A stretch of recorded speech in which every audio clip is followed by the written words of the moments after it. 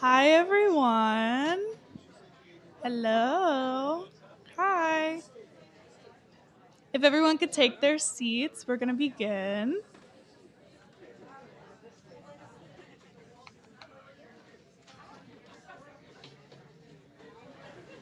Okay. Hi, and welcome to Politics and Prose. My name is Sarah, and I'm a bookseller here at PMP, where we host in person events along with partnered and special events, trips, and classes. We've recently relocated both of our branch locations at Union Market and the Wharf and have started hosting events there as well. For a full list of everything confirmed, please go to our website, which is politics-prose.com. Before we get started today, I'd like to ask you to please silence your cell phones so as not to disrupt the event. When we get to the time for opening the floor to your questions, we've placed a standing microphone at the end of the aisle to your right behind the pillar for some of you. Please line up here and speak clearly into the microphone so that everyone can hear your question, as we are both audio and video recording today's program. Um, Following the Q&A, we'll have a signing up here at the table. If you're not already purchased the book, we have copies behind the registers at the front of the store. We ask that you line up here starting at the pillar, and we'll come by, ask for your name and personalization, so please have your book ready for us. Once the event is complete, we ask you to fold up your chairs and lean them against something sturdy to help us out in the cleanup. So now, without further ado, tonight I am very excited to welcome Debbie J. Goldman, celebrating the release of Disconnected: Call Center Workers Fight for Good Jobs in the Digital Age. Goldman is, yes. Yay. Goldman is the former research director and telecommunications policy director with the Communications Workers of America. This new book explores how call center employees and their union fight for good, humane jobs in the face of degrading working conditions and lowering wages, and how the actions of workers, management, and policymakers shape the social impact of new digital technologies and give new form to the telecommunications industry in a time of momentous change. Goldman will be joined in conversation with Joseph McCartin, a professor in the Department of History at Georgetown University and the executive director of the Kalmanovitz Initiative for Labor and the Working Poor. Please join me in welcoming to Politics and Prose Debbie J. Goldman and Joseph McCartin.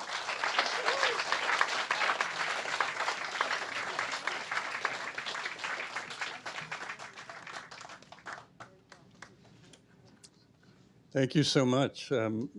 First, let me say what a pleasure it is for me to be doing this event with Debbie and before such a packed audience here of very knowledgeable people, some of whom I think are in the book. Um,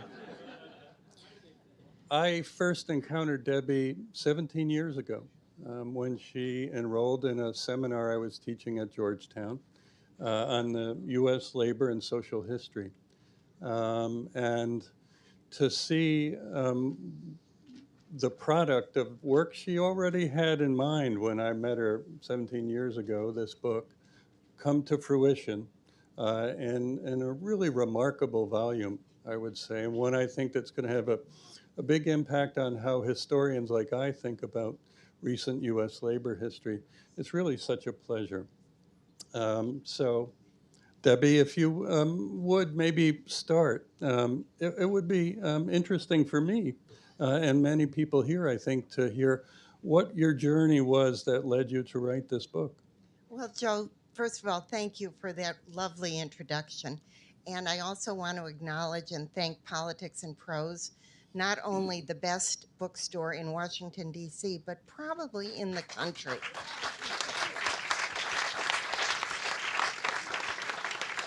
And a union shop represented by the UFCW. And I want to acknowledge the owners when their employees wanted to organize collectively.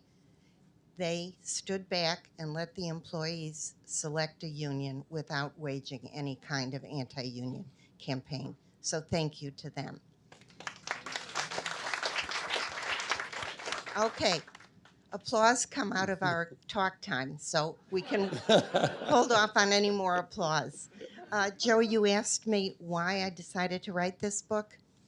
Well, when I started working at CWA, the Communication Workers of America, in 1992, at that point, technology was already decimating the work of the operators, the female job within the, at that point, we would say the phone company, the communications company.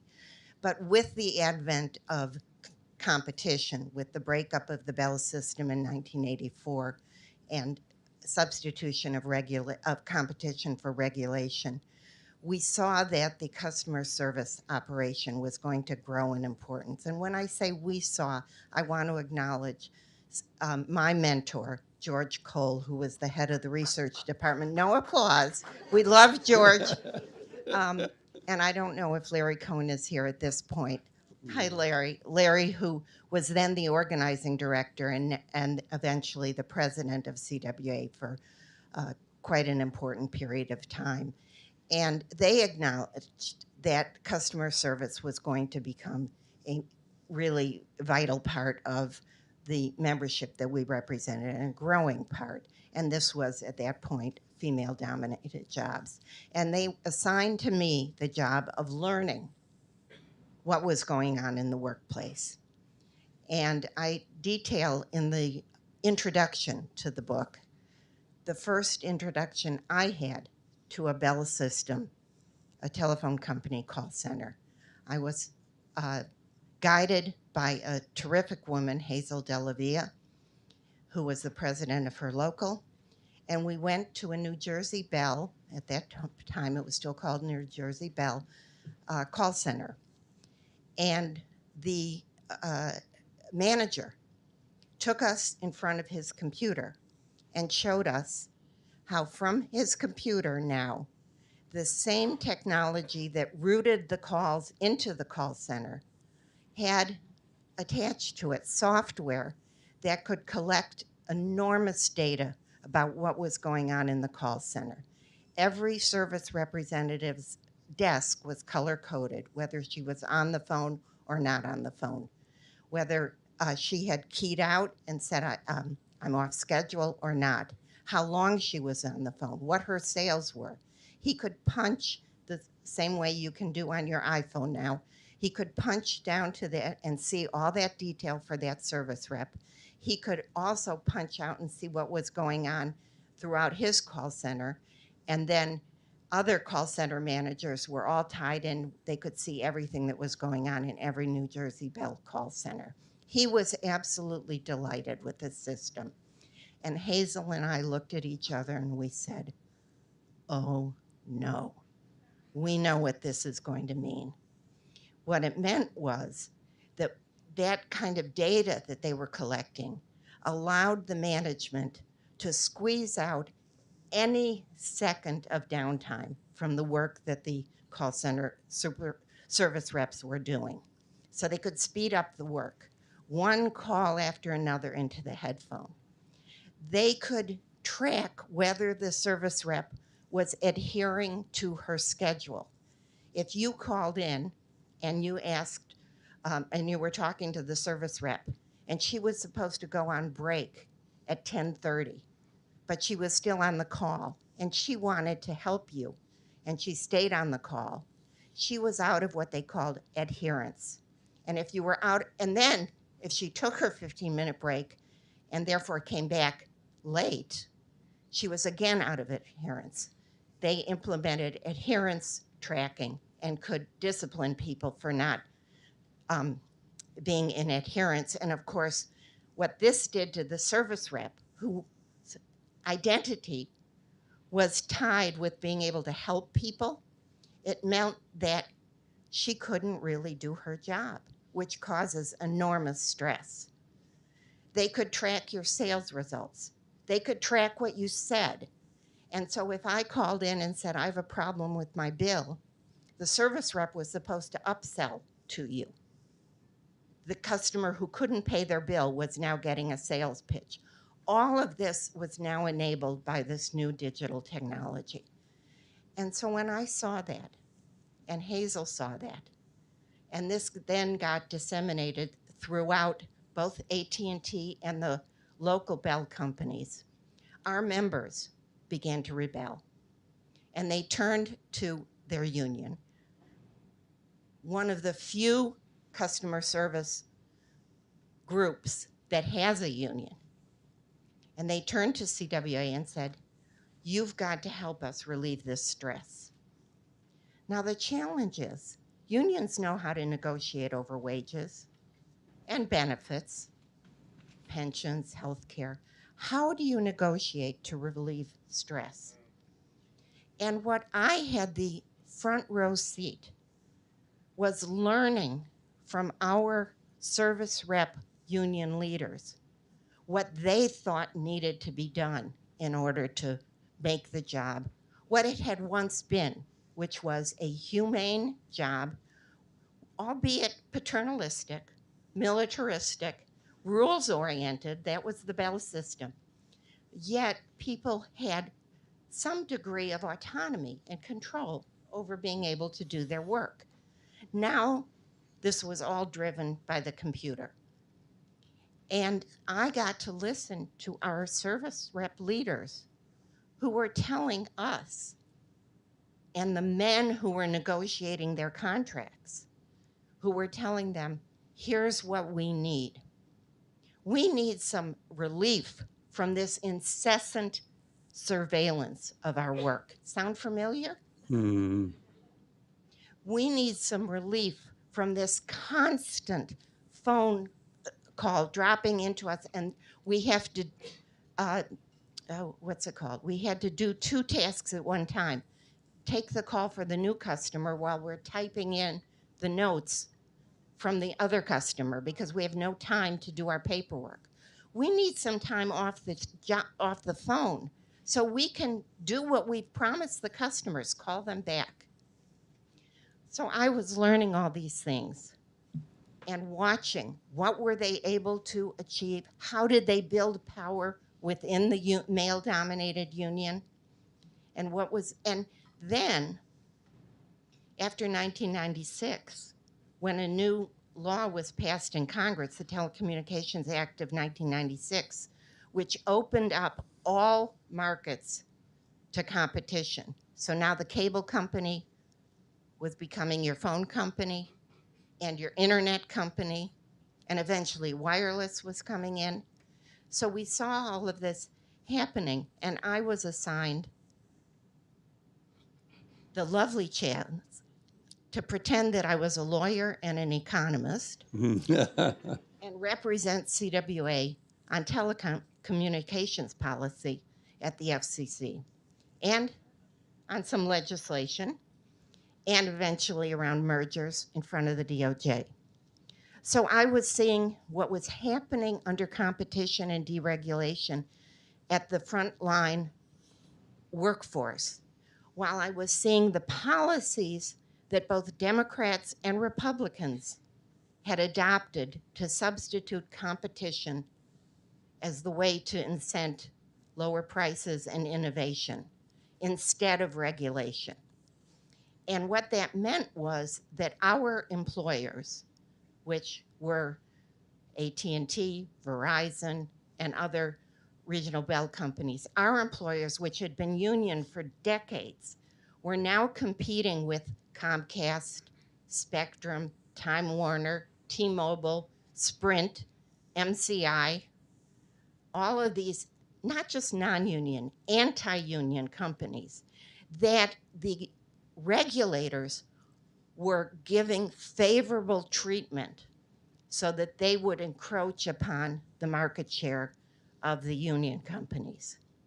So while we, at one point, were, as labor, struggling against our employers, we were also seeing that in the larger political economy, the pressure was on our employers to race to the bottom.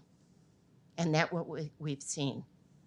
When the Bell system was broken up in 1964, 2/3 of telecommunication workers were union. If I were to ask you what the percent is today, my CWA research department colleagues could tell you it's under 10% now. It's not because we've lost the industry. You know how dynamic communications is. It's growing. Some of it overseas, albeit, but it's growing. But what's growing are these non-union companies. So that's why I wrote the book. Well said. And the passion that you hear in that answer, let me assure you, sort of suffuses the book as Debbie tells the story, which is about communications workers and their struggles, yes, but I think it's also about the whole labor movement, all of what's happened to working people over the past half century or so. In some ways, the workers described in this book, the ones that Debbie spent her working life at CWA devoted to trying to help and to keep organized and to fight. In some ways, those workers were like canaries in the coal mine of what was happening to the working class in general, I would say, in the late 20th century. This book begins in the 60s, it ends around 2000, and between those times, a vast change has taken place. Part of it is a change in the nature of capitalism as we move from a kind of managerial to a financial capitalism. Part of it is a change in technology from analog to digital, as Debbie's talking about. Part of it is a political change away from New Deal style regulated economy to the neoliberal economy. So all of that is in the book. And that's one of the things I think that makes it a really powerful book for helping us understand not just communications workers, but what's been happening to workers in general and part of the problems that they've been facing fighting back. So Debbie, to bring our audience into that story, could you say a few words about what it was like in the divestiture era of AT&T, where you had a unionized workforce of service workers, predominantly women? Yes, as you would note, it was paternalistic, but the fact that they were a union was really crucial. What was that world like before all these changes started? I love to tell this story, and I actually had to learn it because I came to CWA after computers had been brought in. So I did interviews with folks who had been service reps in the 1960s, 70s, and they told me and taught me that at that point, the customer service business office was a small office located in your community. Often the service reps knew the local community. They worked only on paper records. There's a picture in chapter 1 of my book that shows what the office was like at that point.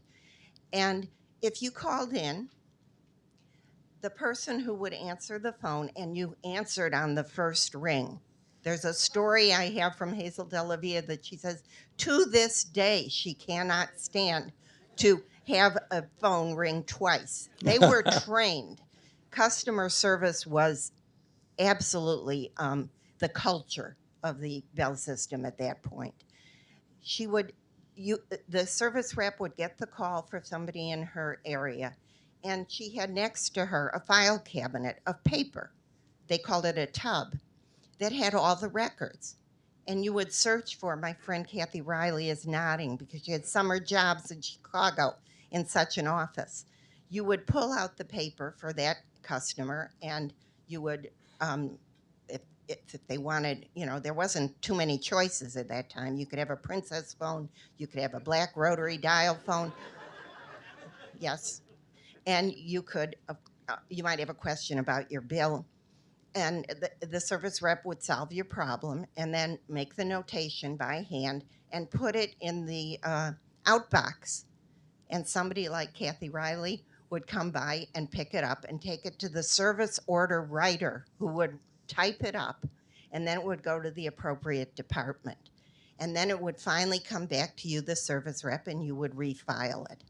Now, if it turned out you called in for, and the person who's in your area is busy, then the call would go to another service rep, who then would get up. I'm sorry, I shouldn't get out of this chair. Who would get up and walk over and pick up the paper and maybe be able to talk a little bit to the other 30 or so service reps in the office, build camaraderie, learn from each other, and get up.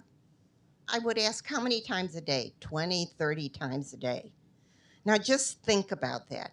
You all probably have a picture of a warehouse-sized call center with cubicles dividing people one from the next. They do not get up from their seat, except for if they are union, their negotiated breaks and their lunch hour.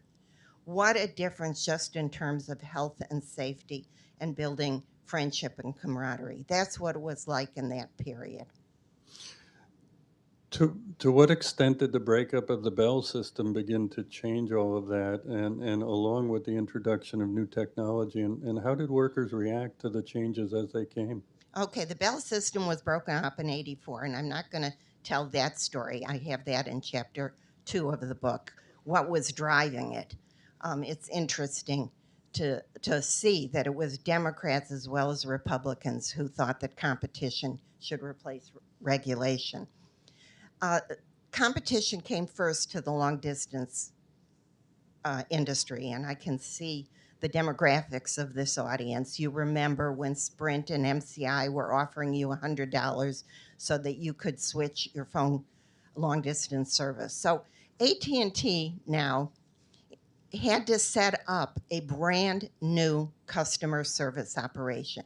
Prior to this, if you had a question about, before the breakup of the Bell system, if you had a question about your long distance bill, actually the local company handled that question.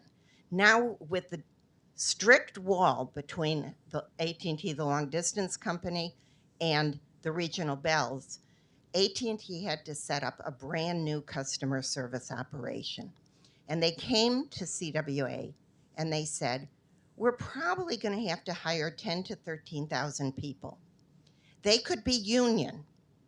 We're not going to fight that. That was in the old days. They actually thought that as you grew a title, that they would be union.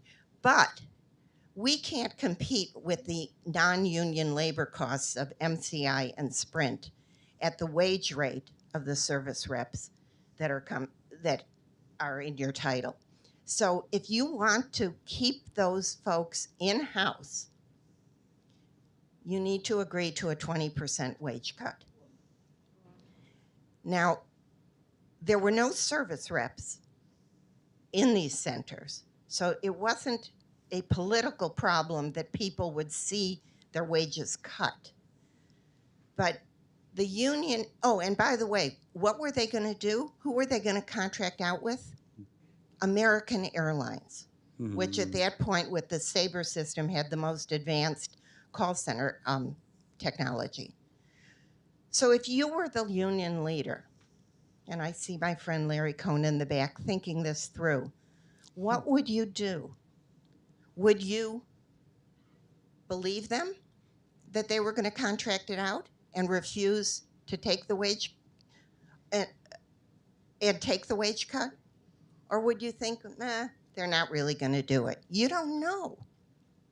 And after much soul searching, the unit that bargained with AT&T agreed to the 20% wage cut. So that's what competition meant.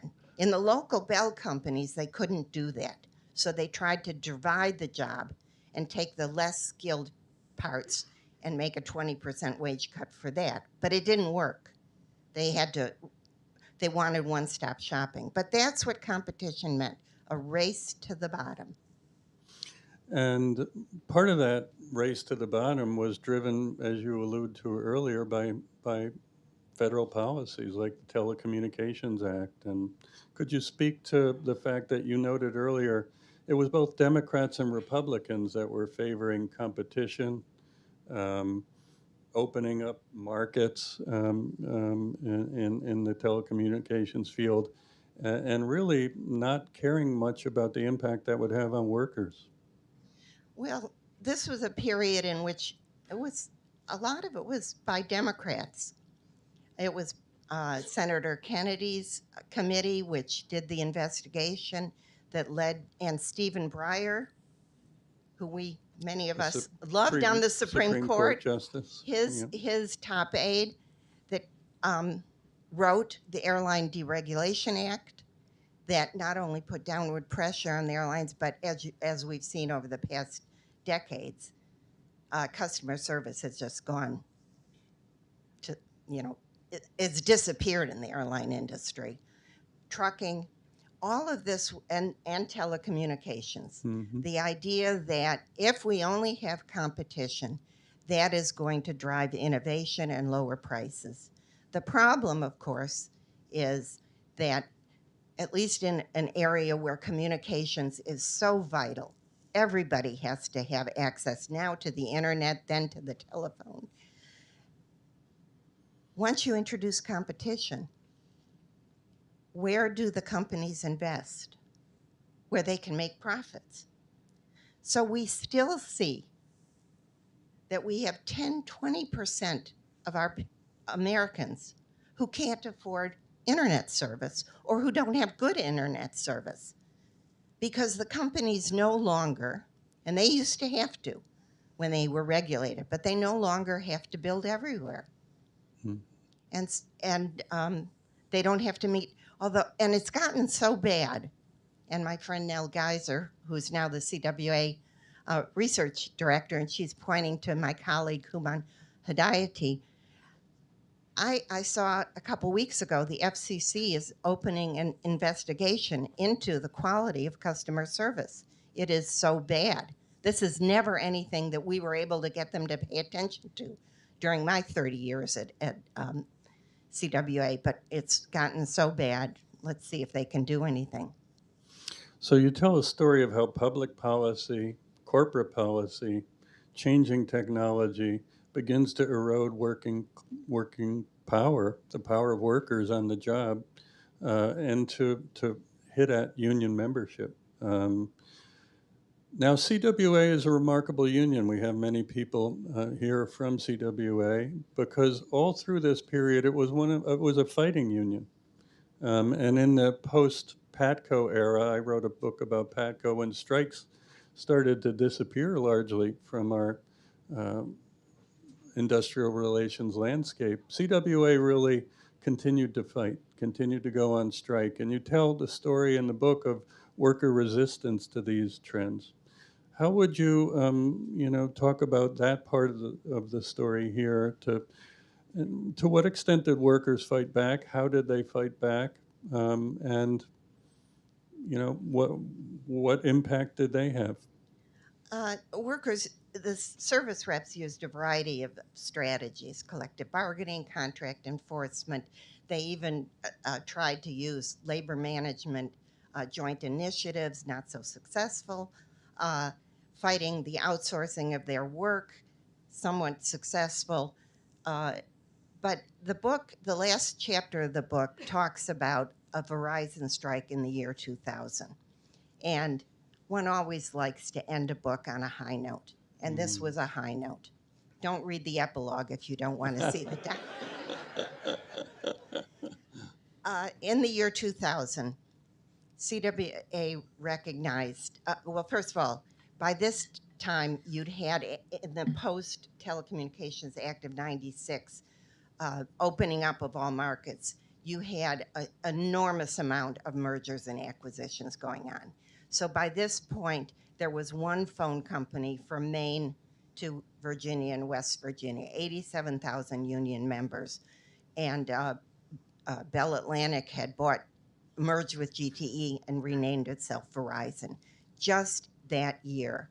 At the same time, CWA was going into contract negotiations. And CWA recognized that it needed to do at Verizon what it had successfully done down with Southwestern Bell Telephone Company, which eventually became SBC, which, if I'm going to keep you dizzying, eventually merged with AT&T and took the name of AT&T. Okay, have I confused you totally? At any rate, back to the year 2000.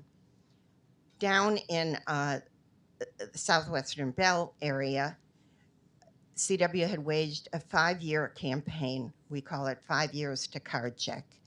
And one of my dear friends, Judy Graves, from that area, is very familiar with this.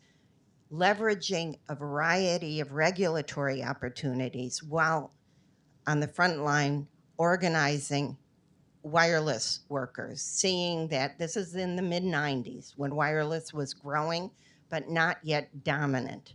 CWA was able to leverage through a variety of mechanisms to eventually get Southwestern Bell to agree that it would step back and be neutral and recognize majority sign-up for a way to unionize and bring collective bargaining. And under that, as SBC bought Pacific Bell and then Ameritech and then SNET and eventually Bell South and eventually AT&T, this meant that 45,000 AT&T wireless workers were able to win union recognition and get a contract. And by the way, if any of you care, AT&T is still the only union wireless company. Remember that. Back to 2000, CWA recognized that it needed, Verizon was becoming now a wireless company. And all of you, I assume, think of Verizon primarily as a wireless company. You might get your broadband from them as well, your internet. And needed to negotiate a similar agreement with the Verizon leadership. At the same time, the service reps were completely up in arms about the stress in their call centers.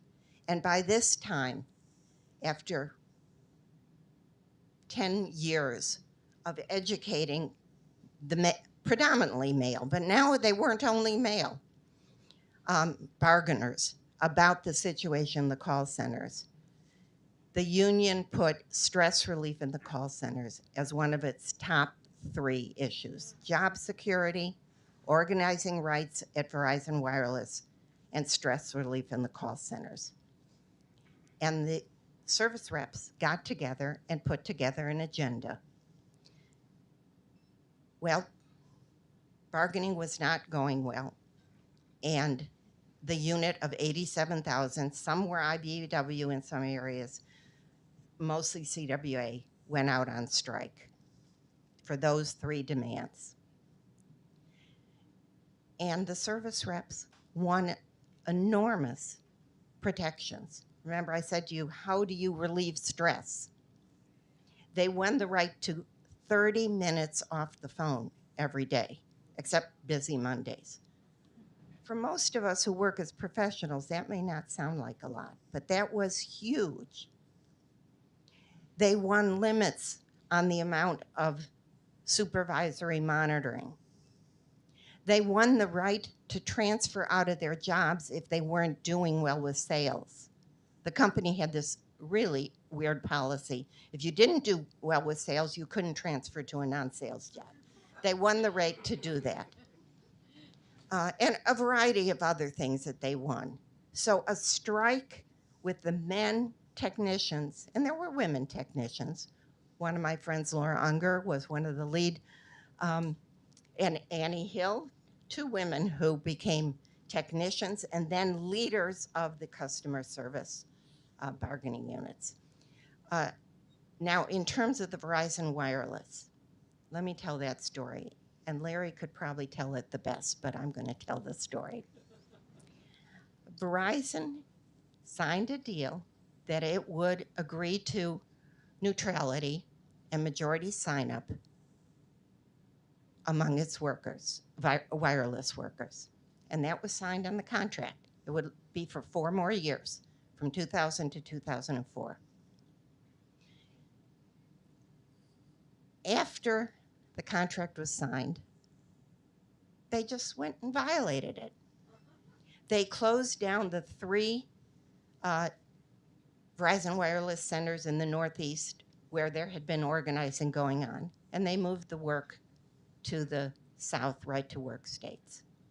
So now you had the area with stronger union support closed.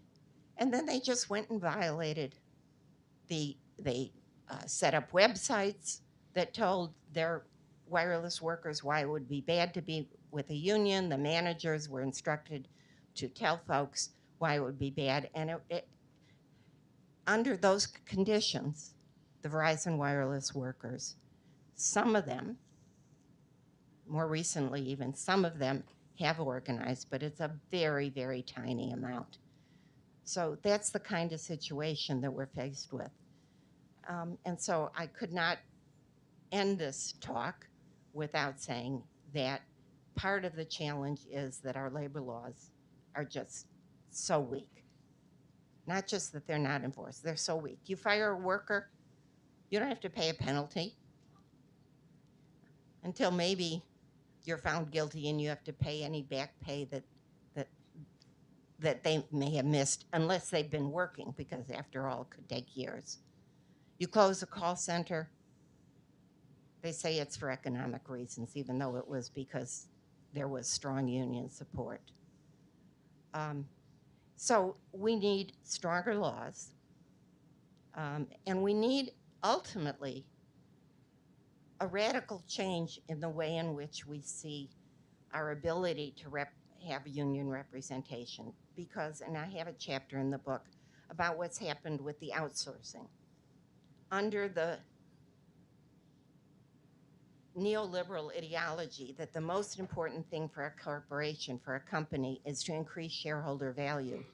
One of the ways you increase shareholder value is you outsource a lot of the work. And particularly, and with telecommunications like it is, you outsource a lot of the work, and in call centers, you send it overseas. And so we need to go back, have a law which in essence brings us back to what we had under the monopoly Bell system, which was as the company grows, the union grows. The entire industry is represented by the union. So you don't have a race to the bottom. You have real, natural contestation between labor and management, but it's not with the non-union side of the industry, in essence, sitting on the same side as the employer. And this is what we call sectoral bargaining. And there's thoughts about that we need to begin to look toward that. And of course, we need to re-regulate our economy. Competition is not serving all of us equally well. Well said, Debbie. And I was going to ask you what are some of the lessons you draw from your story, but you've really covered that. So I do want to say we have a microphone here, and we have a very knowledgeable audience, and please come up to the mic. But before we take that first question, one quick final question from me. This is a story largely about women and the role that they played in fighting back. And could you say a word about what that story offers us as a bit of hope? The labor movement now is led, the AFL-CIO, by a woman. But when you begin your story, women were very marginal still in the movement. Women fought for and gained their power. I'll leave it at that. Well, I want to do one other thing. With those of my colleagues from CWA who taught me so much, please stand so we can acknowledge all of you.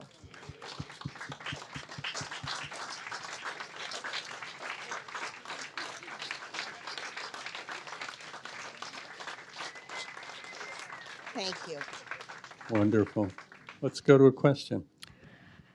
So I was a summer intern at the United Mine Workers in 1973 or 4. I grew up in the New Deal, and I believed in labor unions.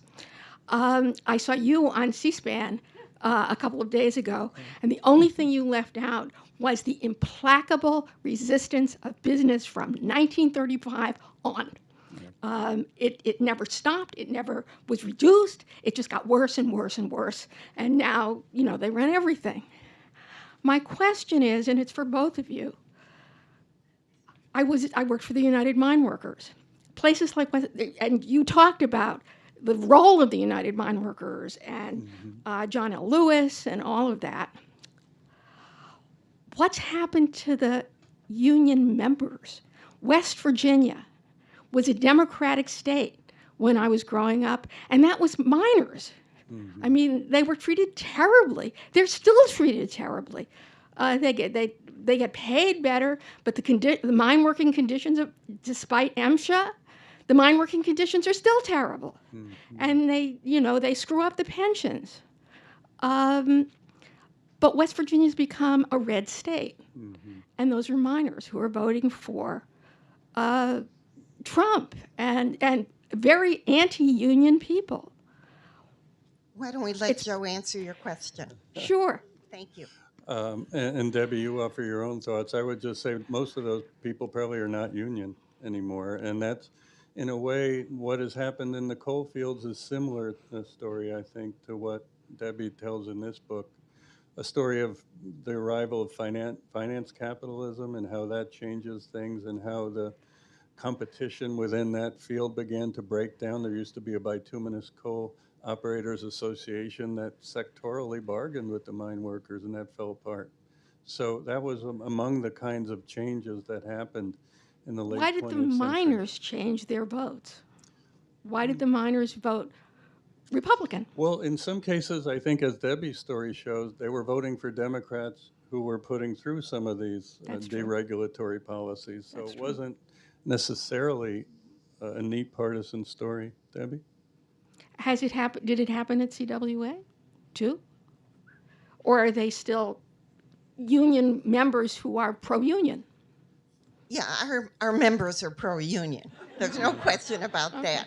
The miners are not. I want to also let other people have a chance Sure. to ask Thank you. questions. Thank Sure, I know you. other Come on people. up. Thank Come on you. up to ask a question, please. Yes. Yeah. Right. Hi. Please just go give me 1 ahead. second, Just yeah. get in a line there. That's Okay. best. Yeah.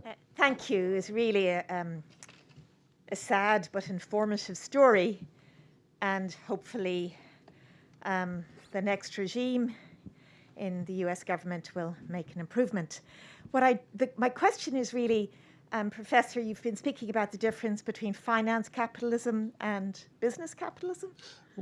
And for those of us not familiar with those terms, perhaps you could elucidate a little bit. Thank you. You use not the term business capitalism, but what do you call it, Debbie? Managerial capitalism. Right. There's a general sense that during the New Deal period, from the 30s through about the mid 70s, businesses understood that what they needed to do with their profits was not only share it with shareholders, but also reinvest in their production or their services so as to constantly improve. With the advent of deregulation of financial markets, companies, not just financial companies, not just hedge funds and private equity, but other companies used the kind of their profits to invest in these private equity, hedge funds, and other mechanisms to increase the investment capital, but they were not reinvesting in the same way in their companies. And so economists and labor historians and others have now come to talk about this period as a period of financial capitalism, which imposes all kinds of different challenges than we had during that period from the New Deal through about the mid 70s, where the US economy really dominated the world. Europe and Japan were still recovering. And it's once they recovered and you had the global competition, that unfortunately too many policymakers and elected officials bought into the idea that if we just let the markets have free rein and got rid of all regulation, it would both create investment and it would trickle down to working people. We see with the huge gap now, in which I don't know what it is, the richest 20 Americans own more than 80% of the rest of the population. This has not led to neither equity nor democracy, which is so important. And I think that gets at some of the questions you were asking. And just to add on to that a little bit, the phrase maximizing shareholder value, that didn't exist before the 70s. That became a concept in which the focus, the sole focus, was about improving stock prices. Before that, as Debbie said, capitalists in the US tended to balance stockholders and stakeholders' interests. stakeholders went to the side, especially workers, as this shift happened. And that's part of what she documents, I think. Yes. Okay, I want to turn this to a little bit of a self-interested question. What has happened to the call centers? For example, with Comcast, you wait forever for them to pick up. And often it's a gentleman, usually, but sometimes a woman, from the Philippines, okay, who answers the call center. I'd like you to talk about the little bit of diverting some of that work overseas and the implications for payment. And I must be one of the few people left with a landline. What has happened to that in Verizon? I went to one of their outreach places. They don't even deal with that. So some of us who like landlines are left adrift. I'll get to that secondly. Okay. First of all, the prior questioner said this was a depressing story. I am really sorry. I do not want you to leave here feeling depressed. Yes, working people and these service reps had tough fights, but they fought and they often won. Mm-hmm. So this is not just a story of defeat, but they are up against huge, huge barriers. And we all need to take from this not only that we need to support unions, but we need to support regulatory and public policy changes, because that provides the guardrails on which companies then operate. Now let me get back to your question, which was, first of all, I'm glad you mentioned how bad Comcast is. It's a company I love to hate. They are viciously anti-union. And in fact, when they bought, at one point AT&T had a broadband company, a cable company. This was in the 2000s. When Comcast bought it, they then systematically, we had 20 bargaining units. They systematically refused to bargain with any of those bargaining units. The workers saw that the non-union workers were getting 401ks, and they were told, well, you're a union. We have to negotiate it. You can't get your 401k. And then they systematically refused to bargain. And eventually the workers said, okay, then we're deserting from the union, so at least we can get our 401ks. That's the kind of thing Comcast did. So it's a company I love to hate. But you asked about offshoring. Yes, what happened was that first the phone companies realized that they could save some money by outsourcing their work. Then those companies came to the phone companies and said, you know, we can save you even more money if you let us first send it to India, and now for the kind of call centers we're talking about, to the Philippines. There's probably at least 1 million call center workers in the Philippines for whom this is better pay than being a nurse or a teacher. So interestingly, and I want to, again, this is an example of, I don't want you to leave depressed, but just to understand how hard it is, but at least the union is fighting this fight. When there was a more recent Verizon strike in 2016, some of you may remember it, and calls were being sent from the Verizon call centers to the Philippines. The Philippine workers, who really have no rights for collective action, reached out to CWA and said, we're getting your struck calls. And CWA brilliantly sent a delegation over to the Philippines and initially met with some violence, but eventually it was recognized that was not a good idea. Anyway, and so CWA established a relationship with these Philippine workers.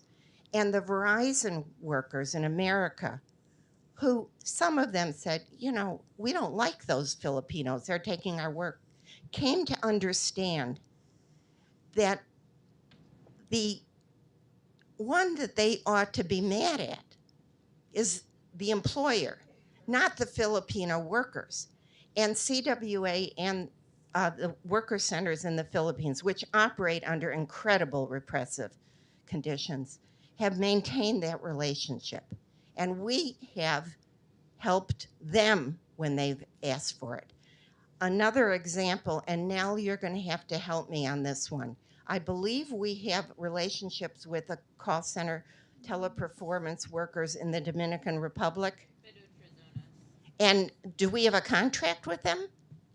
No, we have a cooperation agreement. Come to the mic. Okay. This is really quite impressive work. Yeah, CWA did sign a cooperation agreement with Fedotrizonas, which is a union that organized free trade zone workers in manufacturing before it started organizing call center workers who were also being treated as in free trade zones. So, but you should also mention the percentage protection of call routing as a response to. See, I knew I had to bring her up to the microphone. One of the things that Nell and our elected leadership did in Verizon is, and I think also maybe in AT&T Wireless, is that we have to protect keeping some jobs in America. We have a watermark, and the company cannot outsource jobs if it would cause our members, our number we represent, to go below that watermark. And the future of landlines completely gone? And the future of landlines is they're gone. There's no regulation. They're gone. California has still will not relinquish oversight over landlines. But the real tragedy is that there's no regulation over wireless or over our internet. And that's where all the communications is. And you and I may be the last ones in Washington, D.C. with a landline. Thank you. Raise I your think hand. we have Yeah. a couple of questioners lined up here. Okay. There's some other landlines David, in the audience. please. I see. Yes. So I want to thank you both for a wonderful presentation, and Debbie, thank you for your work. I came to the mic because I want to ask about whether you thought about reframing the issues in a way that reaches an audience outside the union. And here's what struck me about it. You talk about the stress for call center workers of being pushed not to provide service. They were used to taking care of people. They were part of the community. That was their job. That was how they saw themselves. In work we did, we saw a literature of moral distress among nurses who were pushed not to care for patients. Pediatricians in DC have been leaving pediatric centers because the employer wants them to do 10-minute visits with seriously ill children. Doctor, et cetera, et cetera, et cetera. And it's not just professionals. Craftspeople also take pride in their work. Construction workers want to do it right. They go through lengthy apprentices on the union side. They know how it should be done. And they're being pushed to do it faster and on the cheap in ways that are dangerous for everyone. So it seems to me your themes are not just about call center workers, not just about unions, but about the nature of the society we want to live in and the quality of life for everyone around us. I couldn't say it better. Yeah. Please. Hey, it's nice to be here. Nice to be celebrating your book. The whole time you were talking about the changes that have come with the call centers and cubicles, and what I was thinking of is gig workers, right? Because that's sort of the next thing, and you could imagine them saying, well, everybody's got a phone, just sit at home and answer the phone calls. We'll just route them to your phone and you'll answer and you'll be an independent employee. How does this whole move towards pushing more and more, not only offshore, not only to centers, but to these non-employee gig workers? That's a really important question because I think probably a third of the workforce now works for a subcontractor or as an individual contractor. That's my phrase for a gig worker. And we have two vehicles, and I think it addresses what David was saying. First of all, because of the way we now have, economists call it a fissured workplace. That's with an F, a fissured workplace. We've broken the relationship between management and who actually controls the work and the people who do the work, often through temporary jobs, through gig work, through subcontracting, et cetera. And so one of the things that people who are thinking about how do we then have collective representation for these people, there's been some progress under this brilliant NLRB General Counsel, Jennifer Abruzzo, where she's trying to say that in many cases there is a joint employment relationship.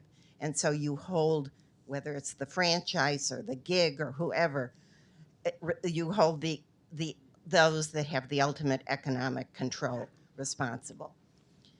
But ultimately, that's why I talked about sectoral bargaining, because then the gig worker who might be at home taking the call for an AT&T would be represented by a union that represents the whole sector. But back to David's point as well, not only do you need collective representation, because what is weaker than the feeble, what is it? Power of one. The feeble power of one. You need collective action. That's the whole basis of the National Labor Relations Act, that you cannot, you have to balance between the one worker and the company that has all the power. But we actually need to look in many ways at our regulatory system. So whether it's the medical system, whether it's the education system, the communication systems, there are various ways in which we've got to re-regulate so that that race to the bottom. And the irony here is, and if my friends from the Consumer Federation or the Consumers Union were here, the irony in communications is there should be an alliance between the consumer and the union. But the policies that I talked to you about, the competition was embraced by the consumer organizations because they wanted lower prices. And we all have to think a lot. It's the Walmart strategy, right? And so how can unionized Giant and Safeway compete? We have to think a lot about if low price is all that we want. How can Politics and Prose compete with Amazon? It does, because it has this incredible audience. Right. But it's a very unique place. Tony. Let me just say we have just a couple minutes, and I see two people waiting. If you both could ask your questions, and then we'll let Debbie have the final word. Debbie, thank you for this great book. Looking forward to reading it. I want to ask if you were advising all the workers who are organizing Starbucks, it seems like there are all kinds of lessons that if you take a step further, the monitoring, all the orders going into stores. I met Nell, how long ago was that? A couple weeks ago? Yeah. At the only unionized Starbucks up the street here on Connecticut Avenue. I mean, there's almost 500 stores and over 10,000 baristas that have signed union cards. But it seems to me that we've still got a long ways to go. Okay, with our time so Debbie, short, before I'm you going to do jump that, in yeah, quickly. Let's hear this, and then we'll let Debbie conclude. Self-interested question. The pensions that these companies control, that they're selling to the lowest bidder, getting rid of the pension benefit guarantee insurance, CWA has a lawsuit against it for AT&T and some of the other companies, Verizon. Any comment? Dan, raise your hand. Yeah. Okay. Debbie, final word to you. So, Tony, I don't think I have to give any advice to the Starbucks baristas. They know what they're doing. And I think we need to recognize incredible victories that they got, that Starbucks has now said, we're going to back off from our anti-union and we're going to negotiate a contract. So I think that's the kind of scale that we need. And I just have to close with another incredible story from CWA that I hope points to the kind of thing that we need. And my dear friend Alan Grunis knows this very well. When Microsoft wanted to buy Activision, a gaming company, and gamers have been coming to CWA and saying, help us, help us. You don't know the kind of pressures that we're under in our work. And CWA had been working with them and helping them organize, and had organized a few small places. When Microsoft wanted to find out whether there was mood in Capitol Hill to support this merger, they were advised, you better go talk to CWA. And they did. And they said, okay, what do you think? And then our president, whose name was Chris Shelton, now our president is Claude Cummings, Chris Shelton said, if you grow, the union needs to grow. And we need for you to be truly neutral. If any Microsoft worker wants to have a union. And would you believe it? Microsoft agreed. And since then, various units of the gaming companies that they bought and Microsoft itself have begun to organize and I believe even negotiate some contracts. CWA is getting into supporting and helping tech workers, high-tech workers. You think of them as libertarian. The same kind of things, David, that you talked about, they're experiencing, and they understand that they need collective representation in order to have good working conditions at jobs that otherwise they would love. Thank you all very much. Thank you, Debbie. Debbie, congratulations for this great